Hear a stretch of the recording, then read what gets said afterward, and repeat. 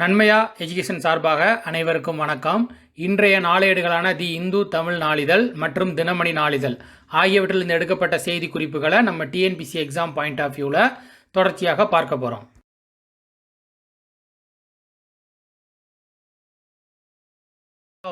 தேசிய செய்திகளில் பார்த்தீங்கன்னா ஜிஎஸ்டி வரி வசூலில் சாதனை புரிஞ்சிருக்குது. அதாவது தமிழில் சரக்கு சேவை வரி அப்படின்னு சொல்லப்படக்கூடியது. இது குறித்து தான் பார்க்க போகிறோம். என்ன அப்படின்னு பார்த்தீங்கன்னா, இந்த சரக்கு சேவை வரி 2017ஆம் ஆண்டு ஜூலை 1 இது அறிமுகப்படுத்தியிருக்காங்க. அதுக்கு பிறகு பார்த்தீங்கன்னா 2019 ஏப்ரலில் 1,13,866 கோடி தான் இது வரையில் வசூலானதில் அதிகபட்ச அளவாக கருதப்பட்டது.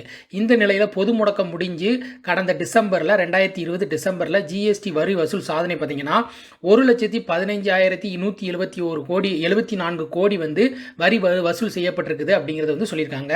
இது கடந்த ஆண்டோட ஒப்பிடும்போது பார்த்தீங்கன்னா 12% அதிகம் அப்படிங்கிறது குறிப்பிடத்தக்கது. பார்த்தீங்கன்னா அணுசக்தி கட்டமைப்பு குறித்த விவரங்களை இந்தியாவும் பாகிஸ்தானும் பரிமாற்றம் செய்கிறது. அது குறித்து பார்க்க போகிறோம்.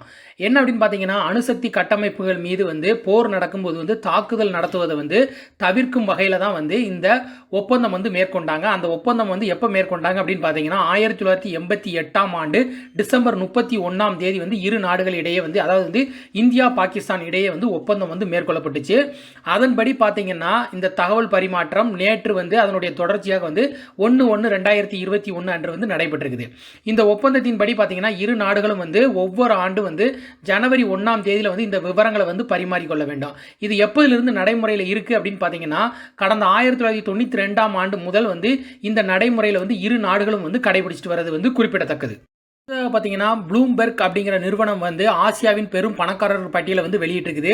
இதில் பார்த்தீங்கன்னா சீன தொழிலதிபர் ஷாங் ஷான் ஷின் அப்படிங்கிறவங்க முதல் இடத்தை பிடிச்சிருக்காங்க. அவங்களுடைய சொத்து மதிப்பு எவ்வளவு அப்படின்னு பார்த்தீங்கன்னா $77.8 பில்லியன் இருக்குது.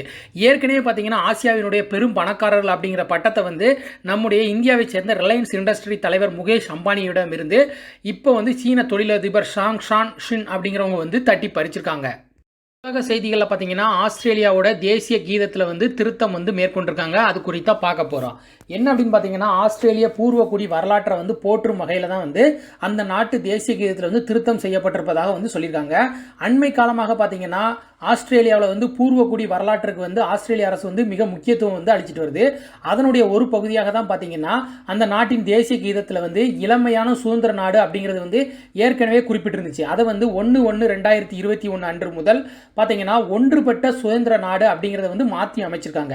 இது எதனுடைய நினைவாக மாற்றி அமைச்சிருக்காங்க பார்த்தீங்கன்னா, ஆங்கிலேயர்கள் 18ஆம் நூற்றாண்டில் தங்களுடைய காலனி ஆதிக்கத்தை ஆஸ்திரேலியாவில் கொண்டு வந்திருக்காங்க. ஆங்கிலேய காலனி ஆதிக்கத்திலிருந்து ஆஸ்திரேலியாவின் வரலாறு தொடங்குவதாக முதல்ல இந்த தேசிய கீதம் இருந்துச்சு. அதை இப்போ தற்போது அந்த வார்த்தைகளை நீக்கிவிட்டு தற்போது புதிய வார்த்தையான ஒன்றுபட்ட சுதந்திர நாடு அப்படிங்கிறத மாற்றி அமைச்சிருக்காங்க.